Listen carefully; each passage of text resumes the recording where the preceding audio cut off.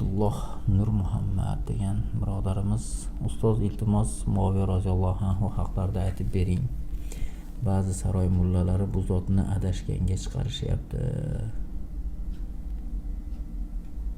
Muaviya roziyallohu anhu sahobalardan, ba'zilar sahobaligi haqida bahs qiladi. U ham shar'iy bahs, chunki sahoba deyotganda keyingi mujtahidlarning fikrlari bir-biridan farq qiladi.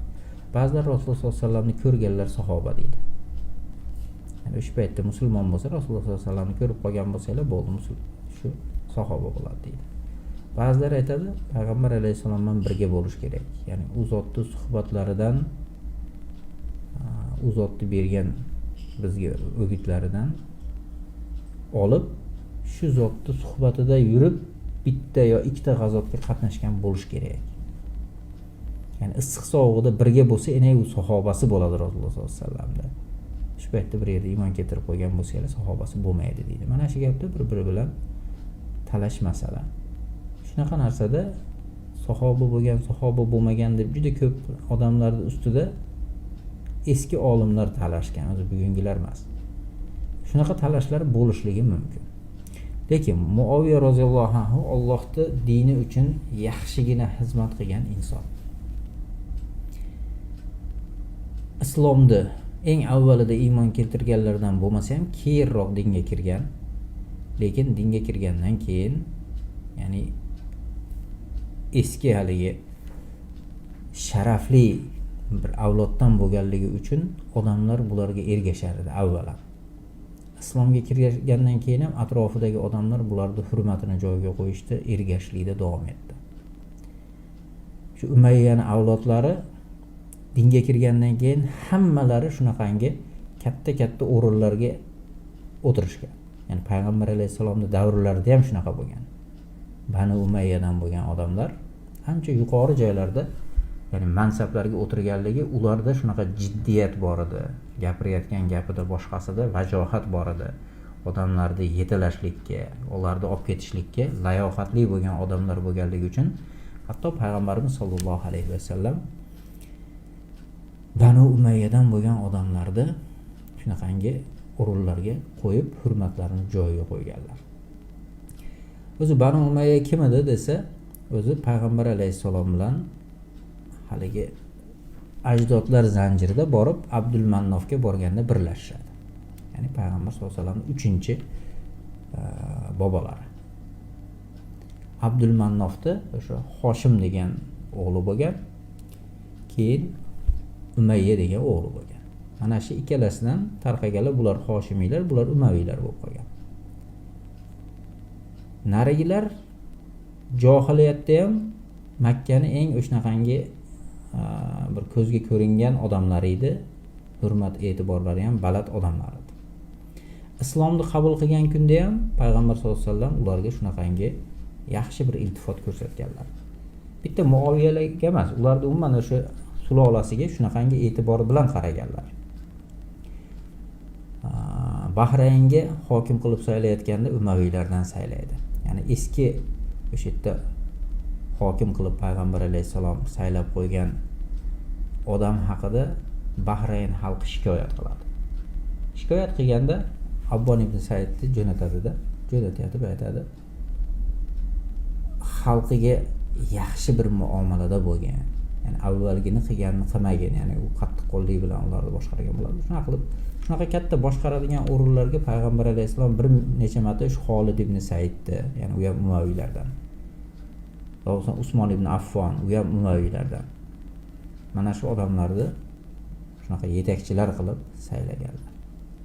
Shuning uchun ham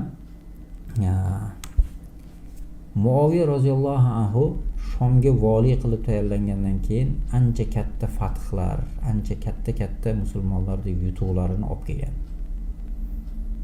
Ya'ni bu haqida aytayotganlar ham, ya'ni Muaviya haqida Ibn Umarning gaplari bor-da. Podshohlarning orasida ko'rmadim Muaviya daqasini deydi. Ya'ni u zotni podshoh deb bilganlar, ya'ni avvalgi xalifalar daqa bo'lmagan, lekin o'zi shar'an vazifasi xalifalik bo'lgan. Lekin o'zidan keyin farzandlariga hukmni tashlab ketgani uchun aksar olimlar podshoh deydi, lekin musulmonlarning boshchisi bo'lgan. Ya'ni islomiy xalifalardan bittasi bo'lgan. Ya'ni u zotning vazifalari xalifalikligiga hech kim shubha qilmaydi. Lekin payg'ambarlikning manhaji asosida xuddi payg'ambarimizdan keyin qolib Abu Bakr, Umar, Usmon roziyallohu anhulardan qolganiga o'xshab u zotda xalifalikning manhaji bilan ketmadida podshohlikka o'xshatib boshqalardan ta'sirlanganligi uchun o'z farzandiga qoldirdi. Tirikligida unga bay'at berishdi. Mana bu to'g'ri emas ish edida bunga odamlar norozilik bildirishdi. Ya'ni kibor sahobalar norozilik bildirgan. Ibn Abbos roziyallohu anhu, Husayn ibn Ali roziyallohu anhu, o'sha mahaldagi yana eng ko'zga ko'ringanlardan Muhammad ibn Abu Bakr roziyallohu anhu. Mana shu odamlar hammasi norozilik bildirishgan. Lekin vafotlaridan keyin o'g'li Yazidga yana boshqatdan bay'at berishgan. Ya'ni boshqatdan bay'at berishgandan keyin o'zi aslida xalifa bo'ladi. Lekin bularning qarshi chiqqanligi bay'at bermasdan turib tirikligida buni xalifa qilib qo'yganligi uchun sahobalar qarshi chiqishgan. Hatto Yazid davrida shunaqangi qattiq qo'llik bilan juda ko'p sahobalarning bir qatligi sabab bo'lgan urushlar bo'lgan. Hatto Husayn roziyallohu anhu ham Karbaloda shahid bo'lgan. Shu masalalarda ko'pchilik kimi ayblaydi desa, Yazid bilan otasi Muaviya roziyallohu anhu da ayblaydi. Ya'ni Husayn roziyallohu anhu vafotida ham boshqada ham. Endi ikkalasi ham banda o'z. Xatodan xoli emas, gunohdan pok emas. Lekin sahobalarning ishlarini aytayotgan mahalda ularni fosiq sifatida e'lon qilishlik harom. Chunki Muaviya roziyallohu anhu sahoba degan odam bo'lsa, uni fosiq deyishga haqqi yo'q, desa gunohkor bo'ladi. Keyingi o'g'li Yazid bo'lsa, u sahoba bo'lgan emas. Yazid haqiqatda shunaqangi noo'rin ishlari bilan ancha mashhur bo'lganligi uchun o'sha bahalda tirik bo'lgan sahobalar qattiq qarshi chiqishgan. Juda ham mahkam turishgan qarshi chiqishlikda. Chunki u xalifalikni shar'iy yo'li bilan olgan emas. Ya'ni shar'iy yo'li ahli hal va aqd degan o'sha musulmonlarning kimligini ifoda qilib turadigan insonlarda, ya'ni musulmonlar ularga rozi bo'lib, sizlar bizni nomimizdan xalifa saylaylar deydigan e'tiborli musulmonlarning ahli hal va aqdi ittifoq qilib turib bitta musulmonni saylashligi kerak edi. Xalifalikka qoidasi shunaqa edi. Bu unaqa qilmagan. Ya'ni otasini tiriklik paytida bay'atda olgan odamlardan. Ya'ni otasini kuchi bilan. Mana shuni sababidan shunaqangi qarshi bo'lgan tanqidiy fikrlar bor, islom ummati orasida haligacha ham bor. Lekin u o'tib ketgan narsalarni biz ularning shaxsi qanaqaligini muhokama qilishga biza haqqimiz yo'q. Chunki u voqea vahiy yo'li bilan yoritilgan emas. Bu voqeada ikki taraf bo'lgan, maqtaganlar maqtab yoritgan, o'sha mahalda ularga qarshi chiqqanlar yomonlab yoritgan. Shuning uchun bizga yetib kelgani ikki xil ma'lumot, maqtaganlar va yomonlaganlar. Buni biz muhokama qilib qoziga olib borib bular uchun hukm chiqarish bizga qizig'i ham yo'q. Buni shunaqa qilsak ham bizga foydali narsa emas. Lekin ikkinchi tarafi biz bilgan, ya'ni hamma bil ittifoq bilgan bitta narsa bor. Nima desa, Muaviya roziyallohu anhu xalifa edi. Bu zot o'lgandan keyin buni o'g'li Yazid xalifa bo'ldi. Yaziddan keyin Yazidning o'g'li Muaviya xalifa bo'ldi. Buni olib tashlashgandan keyin yana o'sha Umaviylarning sulolasidan bo'lgan. Asli Muaviyani farzandlariga aloqasi bo'lmasa ham shu Umaviylardan bo'lgan Marvon ibn Hakam xalifa bo'ldi. Ya'ni mana shu narsa, ya'ni suloladan sulolaga, avloddan avlodga o'tib xalifalikni topshirishlik xato ish edi. Endi bu bo'lgan ish, buni hech kim bo'lmagan demaydi. Buni mo'mini ham, kofiri ham, qaysi toifasi bo'lsa ham bitta gapda aytadi. Muaviya roziyallohu anhu o'g'lini xalifa qilgan. Shu ish shar'iy ishmi desa, shu ish noshar'iy ish. Ummat yig'ilib o'g'liga bay'at bersa joiz. Ummat o'zi yig'ilib turib, endi siz o'g'lingiz solih odam ekan, shunga bay'at beramiz desa, haqli bo'ladi, to'g'ri xalifa bo'lib ketaveradi. Lekin unaqa bo'lgan emas. ummatda ahli hal va aqd bo'lgan o'sha sahobalar o'sha mahalda Yazidga qarshi chiqishgan. Va katta bir urushlar, qirg'inlar bo'lgan. Hatto bir qancha sahobalar vafot qilgan qattiq bir janglar bo'lgan.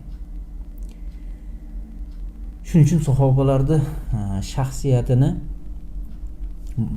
muhokama qilish bizga emas. Ya'ni biz vazifamiz emas, qiyomatda biz undan so'ralmaymiz ham. Lekin umumiy aytadigan gapimiz xulafoi roshidinlardan bo'lmaganligi nimasida desa, payg'ambarlikni manhaji asosida olib ketmasdan, lekin musulmon boshliq bo'lib xalifalik deyotgan narsani yo'qotgan emas. Islom xilofati asosan o'sha Umaviylar davrida qattiq tarqagan. Eng kuchli, eng atrofga tez tarqagani Umaviylarning davrida bo'lgan. Lekin bu payg'ambarimiz ko'rsatayotgan narsadan emas, lekin musulmonlik asosan chiqib ketmasdan boshqarishgan. O'shani qilsa musulmonlikdan chiqib ketib qolmaydi. Lekin payg'ambar alayhisalom ko'rsatgan asosdan chiqib ketib qoladi. Chunki payg'ambar sollallohu alayhi vasallam ham hatto o'zlari tayinlab qo'yib, mendan keyin falonchi bo'ladi deb qo'yib tashab ketmaganlar-da. O'zlaridan keyin ummat ijmo qilsa birovga, o'sha bo'lsin deb turib, o'shanday holatga tashab ketgan. O'zdan payg'ambar sollallohu alayhi vasallamga vafotlari haqida ham vahiy tushgan. Yaqinda vafot qilaman deb turib, oxirgi gaplarni vasiyat qilib, bir qancha vasiyatlar aytgan payg'ambarimiz sollallohu alayhi vasallam. Lekin birortasida o'zidan keyin, mendan keyin falonchini xalifa qilib olinglar demagan. Ummatni o'ziga qoldirgan, o'zlari ittifoq qilib oralaridan bittasini saylasin deb. Ya'ni mana shu manhajga teskari ish qilgan.